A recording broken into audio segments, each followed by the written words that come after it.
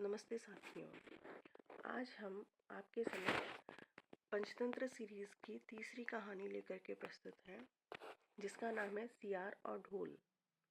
एक बार एक जंगल के निकट दो राजाओं के बीच घोर युद्ध हुआ। एक जीता दूसरा हारा। सेनाएं अपने नगर को लौट गईं। बस सेना का एक ढोल पीछे रह गया। उस ढोल को बजा बजा कर सेना के साथ गए भाट व चारण रात को वीरता की कहानियां सुनाते थे।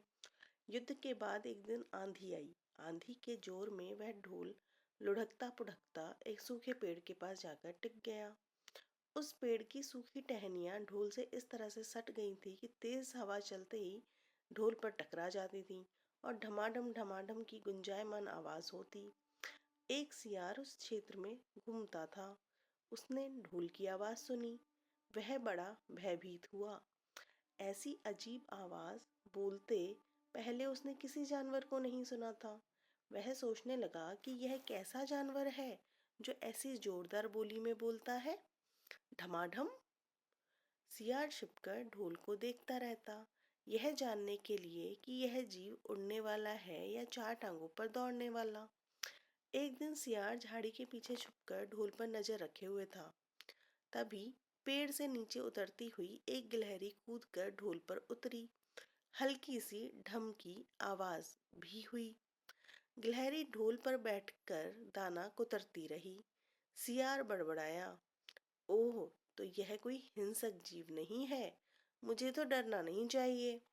सियार फूंक फूंक कर कदम रखता ढोल के निकट गया। उसे सूंघा। ढोल का उसे न कहीं सिर नजर आया और न पैर। तभी हवा के झोंके से टहनियां ढोल से टकराईं। ढम की आवाज हुई और सियार उछलकर पीछे जा गिरा। अब समझ आया। सियार उठने की कोशिश करता हुआ बोला, यह तो बाहर का खोल है, जीव इस खोल के अंदर है। आवाज बता रही है कि जो कोई जीव इस खोल के भीतर रहता है वह मोटा ताजा होना चाहिए, चर्बी से भरा शरीर, तभी ये ढमढम की जोरदार बोली बोलता है। अपनी मान में घुसते ही सियार बोला, ओ सियारी, दावत खाने के लिए तैयार हो जा। एक मोटे ताजे शिकार का पता लगाकर आया हूँ। सियारी पूछने लगी, तुम उसे मार कर क्यों नहीं लाए? सियार ने उसे झिड़की दी, क्योंकि मैं तेरी तरह मूर्ख नहीं हूँ। वह एक खोल के भीतर छिपा बैठा है। खोल ऐसा है कि उसके दो तरफ सूखी चमड़ी के दरवाजे हैं। मैं एक तरफ से हाथ डाल उसे पकड़ने की कोशिश करता तो वह दूसरे दरवाजे से भाग न जाता।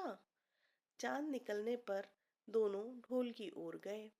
जब वे निकट पहुंच ही रहे थे कि फिर से हवा की वजह से टहनियां ढोल पर टकराईं और ढमढम की आवाज निकली।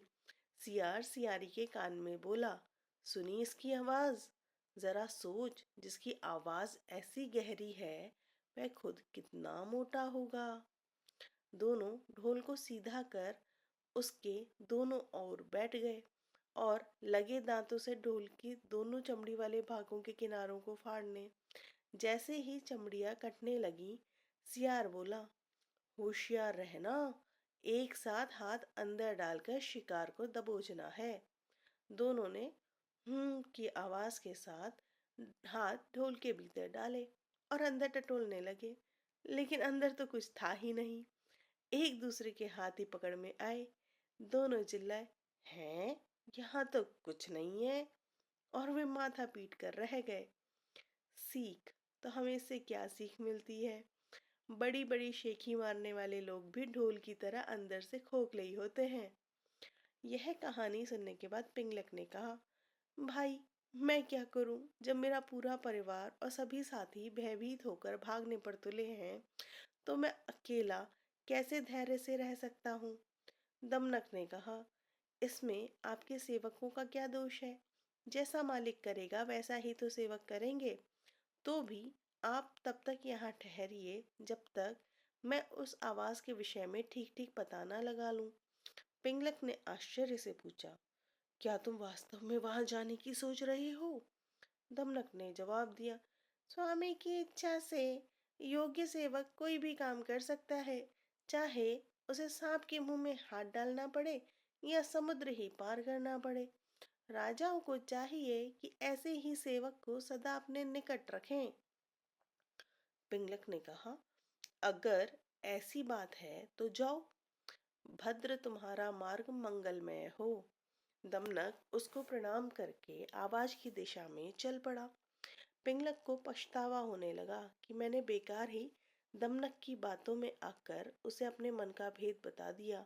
उसका क्या विश्वास, पहले मंत्री का पद छिन जाने के कारण पहले से ही खिन्न है। बदला लेने के लिए यह भी तो हो सकता है कि दमनक लालच में आकर शत्रु से मिल जाए और बाद में घात लगाकर मुझे ही मरवा दे। खैर, अब तो एक ही रास्ता है कि कहीं दूसरी जगह छिपकर दमनक के आने की राह देखी जाए। उधर दमनक खोजते खोजते संजीवक के पास पहुंचा तो उसकी खुशी का ठिकाना न रहा कि जिसके डर से सिंह की जान निकल रही थी वह तो मामूली सा बैल है। दमनक इस स्थिति से लाभ उठाने की सोचने लगा। अब तो इस बैल से संधि या विग्रह कुछ भी करके पिंगलक को सहज ही अपने वश में किया जा सकता है। यही सोचता सोचता वह लौटकर पिंगलक के पास पहुंचा। पिंगलक उसे आते देखकर संभल कर बैठ गया। दमनक ने पिंगलक को प्रणाम किया। पिंगलक ने पूछा, तुमने उस भयंकर प्राणी को देखा क्या? दमनक ने कहा, आपकी आज्ञा से मैं उसे देख आया हूँ। पिंगलक ने आश्चर्य से पूछा, सच? पिंगलक ने अपनी झेप मिटाने के लिए कहा, तो फिर तुम उस बलवान जंतु से कैसे बच गए? शायद उसने इसलिए तुम्हें छोड़ दिया होगा कि बलशाली लोग अपने समान बल वाले से ही बैर या मित्रता करते हैं। कहाँ वह महाबली और कहाँ तुम जैसा तुच्छ विनम्र प्राणी।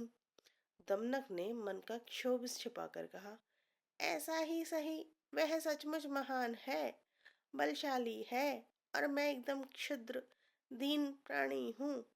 तो भी यदि आप कहें तो मैं उसे भी लाकर आपकी सेवा में लगा सकता हूँ। पिंगलक ने चकित होकर कहा, सच कहते हो? ऐसा संभव है? दमनक बोला, बुद्धि के लिए कुछ भी असंभव नहीं। तब पिंगलक ने कहा, अगर ऐसी बात है तो मैं आज से ही तुम्हें अपना मंत्री नियुक्त करता हूँ।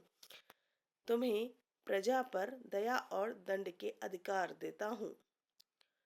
पद और अधिकार पाकर प्रसन्न दमनक बड़ी शान से चलता हुआ संजीवक के पास पहुंचा और गुर्रा कर बोला, अरे दुष्ट बैल, इधर आ, मेरे स्वामी पिंगलक तुझे बुला रहे हैं। इस प्रकार निशंक होकर डकराने गरजने की तुझे हिम्मत कैसे हुई? संजीवक ने पूछा, यह पिंगलक कौन है भाई? दमनक ने जवाब दिया, अरे तू क्या वनराज सिंह पिंगलक को नहीं जानता? अभी तुझे पता चल जाएगा। वह देख, बरगद के पेड़ के नीचे अपने परिवार के साथ जो सिंह बैठा है वही हमारे स्वामी पिंगलक हैं। यह सुनकर संजीवक की तो कपकपी छूट गई। वह कातर स्वर में बोला, भाई तुम तो चतुर सुजान लगते हो। अपने स्वामी से मुझे माफ करवा दो तो मैं अभी तुम्हारे साथ चला चलता हूँ। दमनक ने कहा, बात तो तुम्हारी ठीक है, तो अच्छा ठहरो, मैं जरा स्वामी से पूछ कर आता हूँ।